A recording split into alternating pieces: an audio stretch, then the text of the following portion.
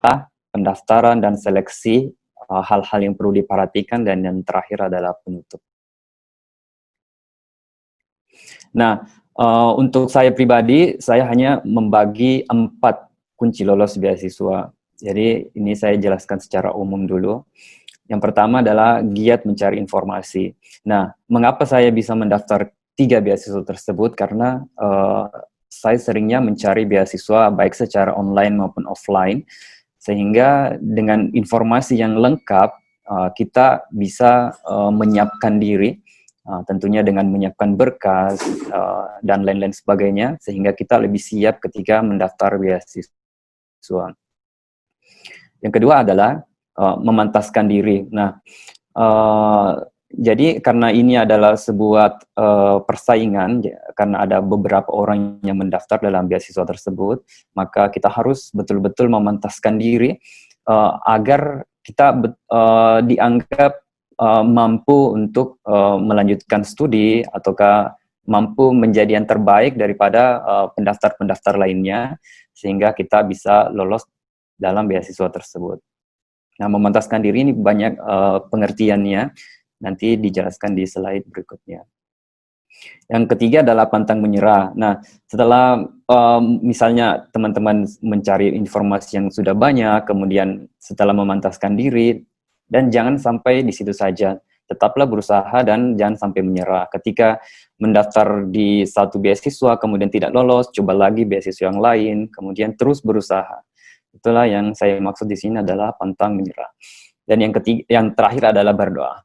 Tentunya dengan semua usaha yang telah kita lakukan, maka harus kita tutup dengan doa, dengan harapan bahwa usaha kita ini, dan maksud saya yakini bahwa tidak ada usaha yang sia-sia. Teman-teman dengan berusaha keras dan berdoa, saya yakin bahwa ada hasil di balik usaha keras teman-teman. Oke, kemudian kita masuk ke materi tahapan awal. Nah, inilah yang akan saya jelaskan yang menjadi poin penting buat teman-teman. Pertama adalah carilah informasi beasiswa dengan lengkap. Nah, saat ini di Indonesia sendiri itu ada banyak jenis beasiswa, baik beasiswa yang didanai oleh pemerintah, kemudian ada juga yang didanai oleh organisasi, dan ada pula yang didanai oleh kampus. Nah, inilah yang harus teman-teman lakukan, giatlah untuk mencari sumber-sumber informasi tentang beasiswa. Dulunya sebelum masa pandemi, sering diadakan pameran-pameran beasiswa, seminar-seminar terkait dengan beasiswa. Namun saat ini karena pandemi, jadi peluang untuk mencari informasi ini sebatas pada informasi online atau website. Namun saya rasa itu sudah mencakup keseluruhan informasi yang ada. Begitu pula dengan beasiswa luar negeri. Ada juga beasiswa luar negeri yang didanai oleh pemerintah luar negeri, kemudian ada juga organisasi yang sifatnya internasional, dan ada pula kampus. Nah, seperti yang saya daftar sebelumnya, yaitu King Abdul Aziz University Scholarship. Nah, itu didanai oleh kampus King Abdul Aziz, dan seperti misalnya saja LPDP itu didanai oleh pemerintah Indonesia di bawah Kementerian Keuangan. Nah, itu tips yang pertama untuk tahapan awal. Jangan pernah menyerah untuk mencari informasi beasiswa. Kemudian selanjutnya adalah teruslah untuk mengupdate ilmu pengetahuan. Karena dalam beasiswa tersebut, tim yang menyeleksi itu sangat selektif memilih calon awardee, maka teman-teman harus terus mengupdate ilmu pengetahuan, baik wawasan yang sifatnya umum maupun kemampuan akademik sesuai dengan jurusan teman-teman. Nah, jadi teman-teman harus memiliki keahlian tersendiri terkait dengan ilmu pengetahuan teman-teman atau jurusan teman-teman. Misalnya saja lebih gampangnya penelitian S1 teman-teman at least betul-betul dikuasai dan bisa dijelaskan dengan singkat terhadap tim pewawancara nantinya atau calon supervisor nantinya. Dan yang paling penting juga adalah kemampuan bahasa asing. Nah, karena ini khusus untuk yang akan melanjutkan pendidikan ke luar negeri. Karena tentunya studi ke luar negeri yang kita menggunakan bahasa internasional dan yang kita kenal yang berlaku umum adalah bahasa Inggris, sehingga teman-teman harus mengupdate kemampuan bahasa Inggrisnya yang dibuktikan dengan sertifikat TOEFL dan ataupun sertifikat IELTS. Selanjutnya adalah buatlah CV yang sangat kreatif. Nah, ini pun menjadi bagian yang perlu diperhatikan karena dengan desain yang menarik itu akan menggambarkan diri teman-teman. Tidak hanya menarik tetapi juga sifatnya informatif sehingga diri kita bisa sangat jelas dipahami oleh pembaca, baik provider scholarship-nya ataupun nantinya adalah calon supervisor kita. Dan kemudian CV kreatif ini tidak hanya ditunjang dari desain, tapi juga isi daripada CV tersebut. Nah, untuk saat ini teman-teman yang berencana untuk melanjutkan pendidikan ke luar negeri ataupun untuk mendapatkan beasiswa, maka mulailah untuk memperbanyak portofolio yang sifatnya positif. Misalnya saja aktif dalam berbagai organisasi kampus. Mungkin teman-teman yang masih duduk pada bangku kuliah itu sudah harus aktif. Kalau sebelumnya mungkin tidak aktif dalam organisasi kampus, maka saat ini sudah mulailah teman-teman aktif dalam organisasi kampus ataupun organisasi kemasyarakatan, agar dalam CV teman-teman tidak hanya aktif dalam dunia akademik saja. Kan kalau dalam CV itu ada pengalaman organisasi, pengalaman pelatihan, pengalaman pendidikan, dan sebagainya. Usahakan semua poin-poin pengalaman dalam CV kita itu ada isinya. Pengalaman mengikuti seminar, pengalaman berbicara di depan umum, misalnya menjadi pembicara, dan sebagainya. Nah, pengalaman-pengalaman ini itu bisa kita dapatkan ketika aktif dalam organisasi kampus. Dan itulah menjadi nilai tersendiri atau nilai plus bagi teman-teman yang akan mendaftarkan beasiswa. Nah, khususnya untuk LPDP, pengalaman organisasi ini menjadi penilaian tersendiri bagi pewawancara ataupun tim penyeleksi. Karena ketika melihat CV teman-teman dan kemudian pada kolom organisasi atau pengalaman organisasi itu kurang, maka itu mengurangi nilai plus teman-teman. Jadi harapan saya bahwa perbanyaklah atau perkayalah portofolio teman-teman melalui keaktifan dalam organisasi kemahasiswaan atau organisasi kemasyarakatan. Selanjutnya adalah buatlah proposal yang menarik. Nah, untuk melanjutkan studi dan mendapatkan beasiswa, poin proposal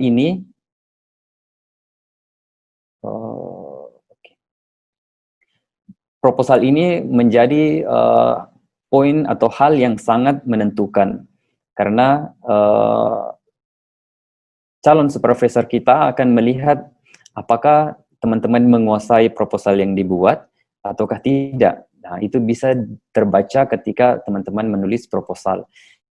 Jadi, usahakanlah membuat proposal yang menarik, unik, dan teman-teman kuasai.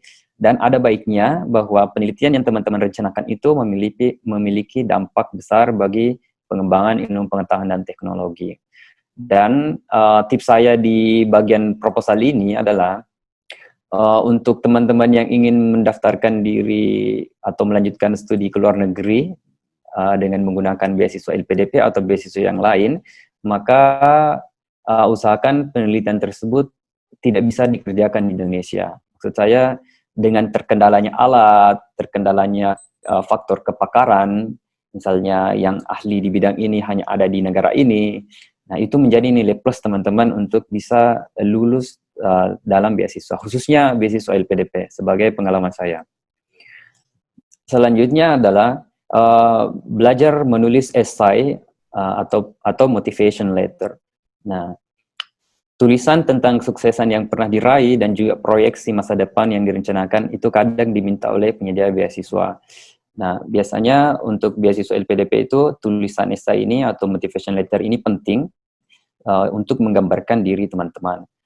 Jadi mulai sekarang teman-teman sudah harus terbiasa bagaimana sih cara menulis esai atau bagaimana cara menulis motivation letter yang baik. Nah, itu semua bisa teman-teman dapatkan melalui aktif browsing atau online tentang cara menulis esai ataupun motivation letter. Nah, terkadang uh, untuk beasiswa LPDP, menulis esai ataupun motivation letter ini kadang on the spot, jadi tidak disiapkan dari rumah. Teman-teman, saya tidak tahu sekarang ya bagaimana sistem LPDP. Yang jelasnya dari tahun ke tahun itu ada perubahan. Kadang waktu di zaman saya kita menulis esai dari rumah, maksudnya sebelum mengikuti seleksi. Namun di tahun-tahun berikutnya, esai ataupun motivation letter itu ditulis pada saat wawancara ataupun pada saat seleksi. Nah, itu terkait dengan beasiswa LPDP, sehingga untuk mengantisipasi hal demikian, teman-teman sudah harus terbiasa untuk menulis esai ataupun motivation letter.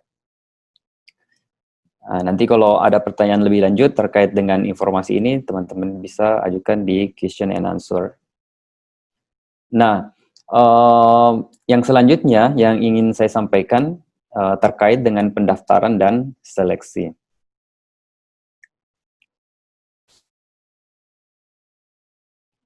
Nah, untuk tahapan pendaftaran dan seleksi, bahwa pastikan bahwa semua dokumen yang dipersyaratkan itu sudah dilengkapi dan sehingga membuat proses seleksi berkas teman-teman itu bisa memenuhi syarat. Karena ada banyak juga teman-teman yang mendaftar beasiswa namun ada satu syarat yang tidak terlengkapi sehingga dinyatakan gugur, dan faktor-faktor lainnya yang dianggap sepele padahal itu adalah sangat penting dalam proses seleksi beasiswa yang dituju. Yang kedua adalah pada saat wawancara, tunjukkan motivasi yang kuat. Nah, jadi pada saat wawancara teman-teman harus memastikan bahwa teman-teman dalam keadaan fit dan menunjukkan motivasi yang kuat untuk melanjutkan studi ataupun mendapatkan beasiswa yang dituju. Jangan sampai teman-teman ketika ditanya masih ragu-ragu dan kemudian perencanaan ke depannya tidak jelas, negara yang dipilih tidak jelas, teman-teman tidak memahami betul kondisi ataupun situasi kampus yang dituju, kemudian jenis penelitian yang teman-teman akan lakukan, itu pun harus teman-teman tunjukkan bahwa Anda layak untuk menerima beasiswa yang dituju ini. Selanjutnya adalah tunjukkan keunikan proposal. Nah, yang sebelumnya tadi saya bahas bahwa beberapa beasiswa itu tidak tertarik dengan proposal penelitian yang dapat dikerjakan di Indonesia. Ini khusus untuk beasiswa luar negeri. Karena anggapannya bahwa proposal tersebut Anda tidak perlu ke luar negeri untuk menyelesaikan penelitian ini. Cukup dilakukan di dalam negeri. Nah, pengalaman saya waktu mengikuti seleksi wawancara LPDP itu ada sekitar sekitar 200 orang yang mendaftar, dan pada dasarnya 200 orang itu sudah memenuhi syarat secara dokumen atau berkas. Kemudian setelah melewati proses seleksi psikologi pun dia sudah memenuhi syarat. Namun ketika wawancara ditemukan bahwa beberapa proposal yang diajukan itu adalah proposal-proposal penelitian yang ternyata dapat dilakukan di Indonesia. Sehingga teman-teman yang pada saat itu mendaftar dan yakin untuk lolos, ternyata tidak lolos karena setelah saya berbincang bahwa penelitian yang dilakukan itu ternyata bisa dilakukan di Indonesia, sehingga mengapa harus melanjutkan pendidikan ke luar negeri kalau bisa diselesaikan di Indonesia. Nah, ini adalah kunci juga buat teman-teman yang akan mendaftarkan beasiswa, bahwa tunjukkan keunikan proposal. Pastikan bahwa proposal tersebut sulit dilakukan di Indonesia terkait dengan kendala alat dan bahan misalnya. Kemudian yang kedua terkendala pada faktor kepakaran atau keahlian yang di Indonesia masih kurang ataupun belum ada yang ahli di bidang itu, maka itulah yang menjadi nilai plus teman-teman untuk lolos dalam beasiswa yang dituju. Selanjutnya adalah pada saat seleksi wawancara juga, pastikan teman-teman berpenampilan rapi dan meyakinkan dan tetap memperhatikan ketepatan waktu. Nah, ini juga biasa disepelekan ketika wawancara itu kan antri dan kadang tidak sesuai dengan timeline, sehingga beberapa teman pendaftar atau calon awardee itu tidak berada di tempat, sehingga ketika dipanggil namanya tidak ada ataupun dia keluar dan sebagainya.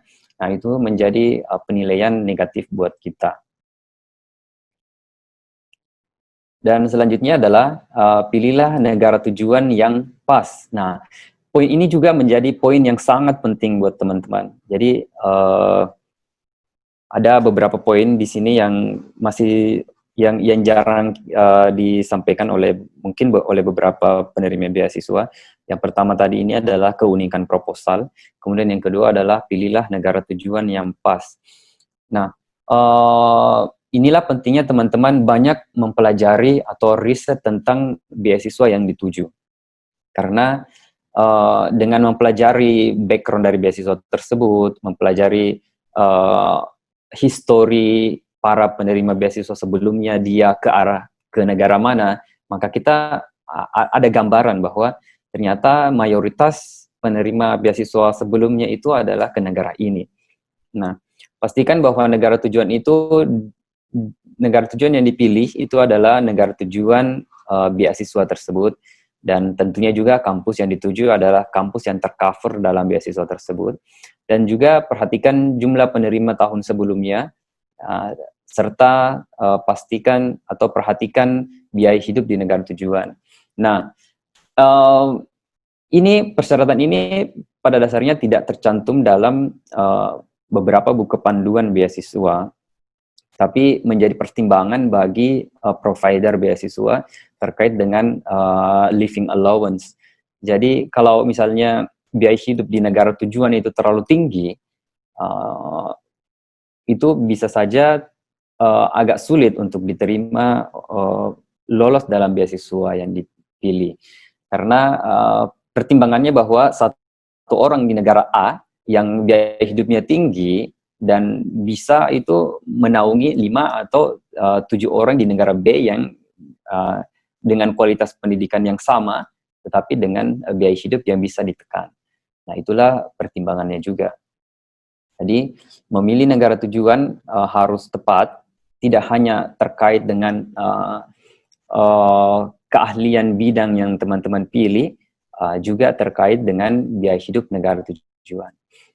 Sekedar informasi, saya mendapatkan kabar, ini pun belum saya konfirmasi ya, saya mendapatkan kabar dari teman yang penerima beasiswa LPDP juga, bahwa ternyata untuk tahun ini dan tahun depan itu untuk negara Denmark itu ternyata sudah tidak masuk ke dalam beberapa list beasiswa Indonesia, termasuk beasiswa LPDP.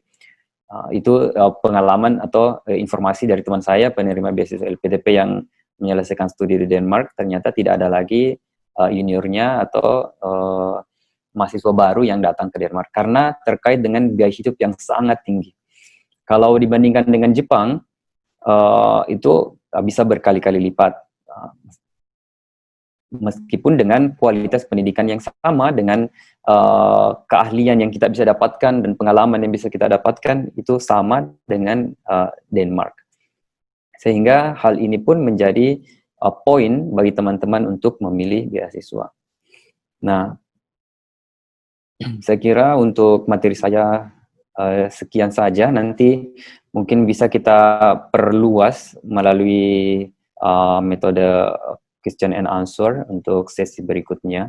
Dan kalaupun teman-teman ada pertanyaan terkait dengan beasiswa, 3 beasiswa yang saya lulusi, yang pertama adalah beasiswa LPDP, kemudian beasiswa King Abdul Aziz University, dan beasiswa Stipendium Hongaricum, bisa kita diskusikan.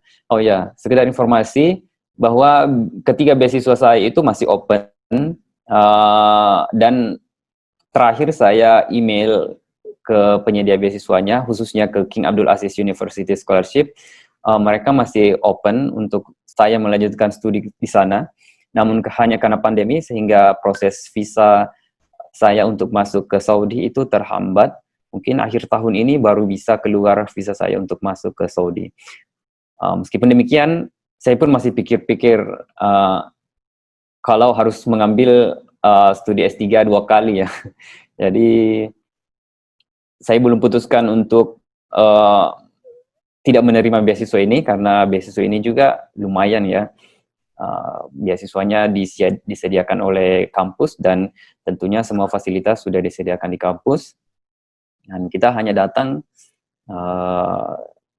membawa perlengkapan secukupnya dan kalaupun keluarga pun sudah bisa di-cover oleh mereka. Namun ya itulah, nanti saya masih pikir-pikir apakah tetap mengambilnya atau di-cancel saja. Saya kira demikian untuk materi saya. Nanti kita akan banyak berdiskusi di sesi berikutnya. Untuk itu saya kembalikan ke moderator.